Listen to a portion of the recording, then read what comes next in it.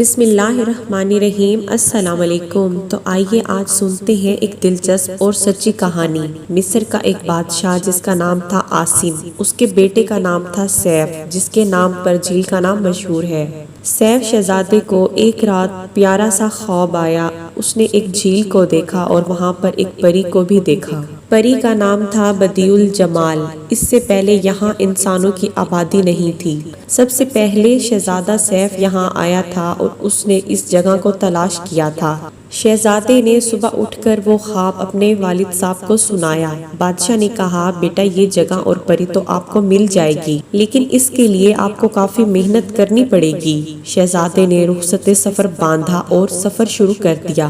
1 سال تو اس کو مصر میں ہی لگ گیا۔ اس کو کسی بھی طرح اس جھیل کا سراغ نہ مل سکا۔ سال کے بعد اللہ کی قدرت سے ایسا ہوا کہ چاند کی 14ویں رات تھی۔ مصر میں ہی اس کو ایک بزرگ سے سامنا ہو گیا۔ اس نے بتایا کہ ایک ملکہ پربت پہاڑ ہے۔ ملکہ پربت اس چوٹی کو کہتے ہیں جو سیف الملوک جھیل سے شمال کی جانب واقع ہے۔ جھیل اسی چوٹی کے دامن میں ہے۔ لوگ کہتے ہیں کہ آج تک کوئی اس چوٹی کو سر نہیں کر سکا۔ کہا جاتا ہے کہ اس پر جنوں اور پریوں کا قبضہ ہے۔ اچھا تو آتے ہیں کہانی کی طرف۔ اس شہزادے کو بزرگ نے کچھ علم دیا، جس کی مدد سے 2 جن شہزادے کے تابع ہو گئے، جنہوں نے شہزادے کو وہاں سے اٹھایا اور سیف الملوک جھیل کے سامنے جس جگہ ایک چھوٹی سی مسجد بنی ہوئی تھی وہاں پر لا کر چھوڑ دیا، جہاں سے آج کل ہم جھیل پر جاتے ہیں۔ اس وقت یہاں سے آنے جانے کا کوئی راستہ نہیں تھا۔ جھیل بہت بڑی اور بلند تھی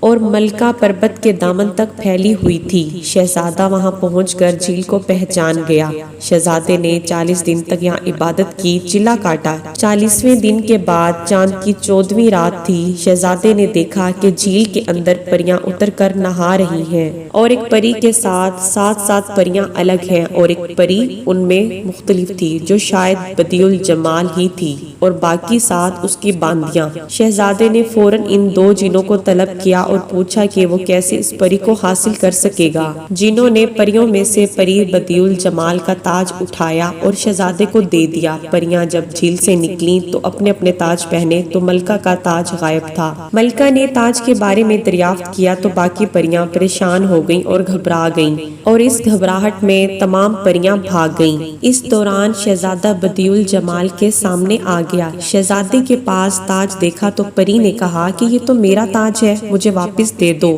میں ایک دیو کے قبضے میں ہوں اور وہ دیو یہاں پہنچا تو تمہیں اور مجھے دونوں کو مار ڈالے گا۔ شہزادے نے یہ بات نہ مانی اور کہا کہ جو ہوگا دیکھا جائے گا، تم میرے ساتھ چلو۔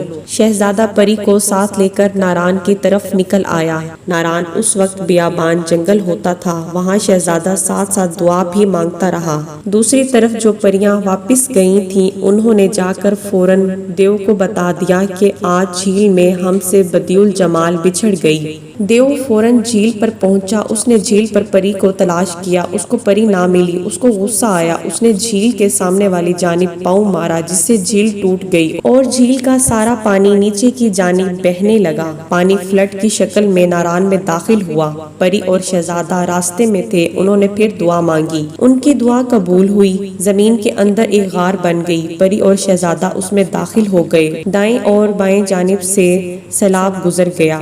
کہا جاتا ہے کہ وہ غار آج بھی موجود ہے۔ اس میں روشنی کام نہیں کرتی۔ دوسری طرف دیو نے تلاش نہ چھوڑی۔ وہ دوسری جانب نکلا پہاڑ کی دوسری جانب جلکھٹ کے پاس۔ اس کا پاؤں دلدل میں پھنس گیا جس جگہ کو آج پیالہ جھیل کہتے ہیں۔